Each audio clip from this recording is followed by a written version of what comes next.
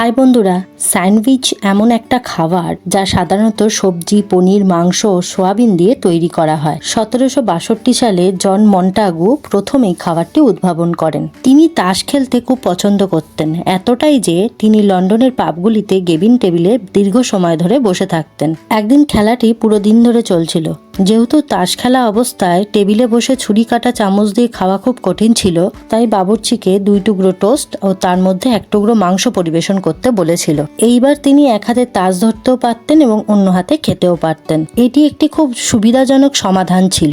ব্যাস, তারপর থেকে স্যান্ডউইচ বিশ্বজুড়ে তার বিজয় যাত্রা শুরু করলো। বাড়িতে তৈরির পাশাপাশি রেস্তোরাঁগুলিতেও স্যান্ডউইচ ব্যাপক পরিমাণে বিক্রি হয়, তবে সব থেকে এটি জনপ্রিয় আমেরিকায় সার্ভ, বেকন, বেগল টোস্ট, বেকড বিন, বারবিকিউ প্রভৃতি বিভিন্ন ধরনের স্যান্ডউইচ পাওয়া যায়। আমি এখানে স্যান্ডউইচটা বেসনের ব্যাটারে চুবিয়ে ভেজেছি, আপনারা চাইলে না ভেজেও খেতে পারেন।